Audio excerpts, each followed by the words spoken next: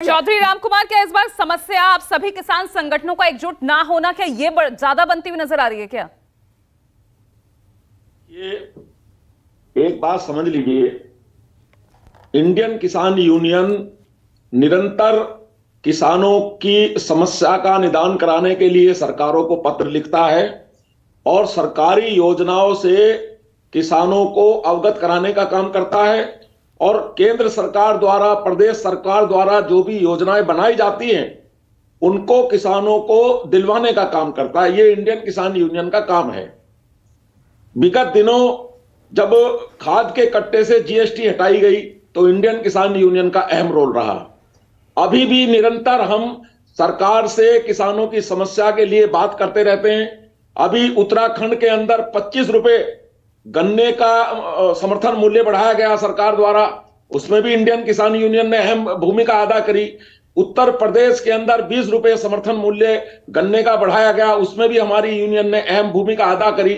हम निरंतर सरकार से मांग करके सरकार को अवगत कराते रहते हैं किसानों की समस्या को और उसका निदान कराने का प्रयास करते रहते हैं। लेकिन दूसरे जो राजनीतिक दल हैं, कुछ राजनीतिक दल जिनकी राजनीतिक रोटियां, जिनकी राजनीतिक जमीन खत्म हो गई है, वो किसानों को माध्यम बनाकर अपनी राजनीतिक रोटियां सेकने का काम कर रहे हैं। नहीं, बहुत सारे हमारे सियासी मित्र, चाहे वो ठीक है, वो सवाल मैं नीरज मिश्रा से करूंगी, लेकिन मेरा यहाँ पर विशुद्ध राजनीति से किसानों को बरगलाने का काम कर रहे हैं, बहकाने का काम कर रहे हैं। ठीक है, वो बात आपकी ठीक है, वो सवाल मैं पूछूंगी, लेकिन आप इस वक्त ये बताइए ना कि सरकार के लिए एमएसपी पर गारंटी कानून को लेकर क्या अड़चने हैं? यही मुख्य मांग है ना किसानों की। इसकी बात सुन लीजिए, एमएसपी पर कानून बनाना इतना आसान नहीं है, उसमें तकनीकी दिक्कतें हैं जो किसानों को समझनी चाहिए। और एक बात मैं और बता दूं, किसान जब कभी मजबूर होता है तो कभी अपनी फसल को सस्ते में बेच देता है, कभी अपनी फसल को महंगे में बेच देता है, जैसी उसको जरूरत रहती है। अगर एमएसपी पर कानून बन जाता है तो जो सस्ते में फसल को बेचेगा उस समर्थन मूल्य से, उस पर भी कानूनी कार्रवाई हो जाएगी और जो खरीदेगा उस पर भी कानूनी कार्रवाई हो जाएगी। ये कुछ इस तरह की तकनीकी दिक्कतें हैं जिसको सरकार देख रही है और हम ऐसा रास्ता निकाल रहे हैं सरकार से। वही मैं सवाल कर रही हूं ना, एमएसपी तुरंत बढ़ जाती है, विधानसभा चुनाव हो तो गेहूं हो, धान की, वो एमएसपी तुरंत बढ़कर 2700 और 3100 हो जाती है। लेकिन यहां जब राष्ट्रीय स्तर पर एमएसपी पर गारंटी कानून की मांग किसान करता है तो वो से राहत नहीं मिलती है, उसकी घोषणा सरकार नहीं करती है। वादा तो आपने किया था ना। देखिए, सभी पहली बात तो यह है कि सरकार ने कभी ऐसा वादा नहीं किया कि एमएसपी पर कानून बनेगा, कभी ऐसा वादा नहीं किया है। सरकार ने एक कमेटी बनाई थी और यह कहा था कि यह कमेटी किसानों की और सरकार के बीच में पुल का काम करेगी, जो भी किसानों की समस्याएं हैं सरकार को अवगत कराने का काम करेगी। मास्टर शिवराज सिंह, जितना भी जरा आप ही रिस्पॉन्ड कीजिए इस बात पर। कोई वादा ही नहीं किया ऐसा सरकार ने। देखो जी, मेरी बात सुनो, भारत सरकार ने कुछ सरकारी किसान संगठन बना दिए हैं जो सरकार की वकालत करते रहते हैं।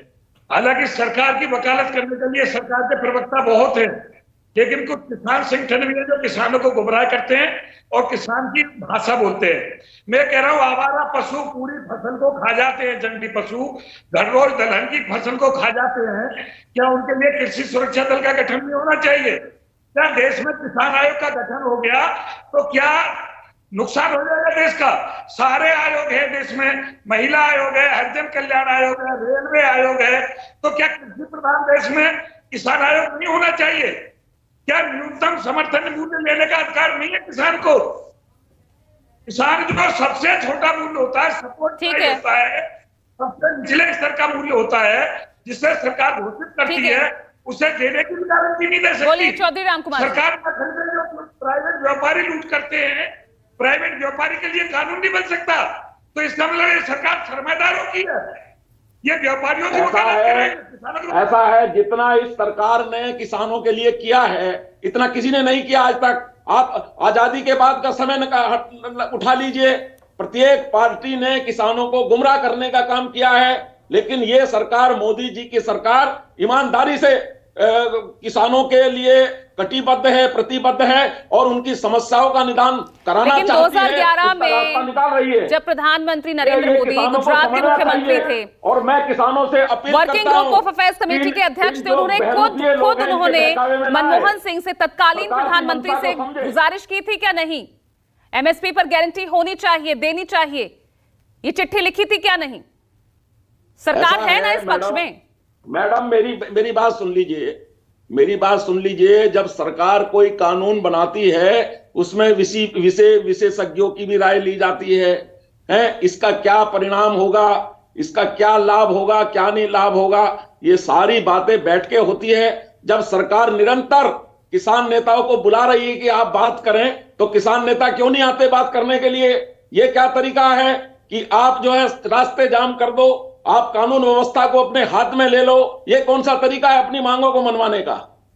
भाई वो आप तो कह बताइए, रहे हैं आम हम जनता तो, को ये आप हमारा दिक्कत कर आंदोलन रहे पूरी हैं। तरह गैर राजनीतिक है, हम तो बिना तकरार के आगे बढ़ना चाहते हैं। बैरिकेटिंग आपने लगाई है, रोकने की कोशिश पुलिस प्रशासन कर रहा है। नहीं, बैरिकेटिंग हमने नहीं लगाई, बैरिकेटिंग सरकार ने लगाई है, नहीं उसने प्रशासन ने लगाई है। प्रशासन का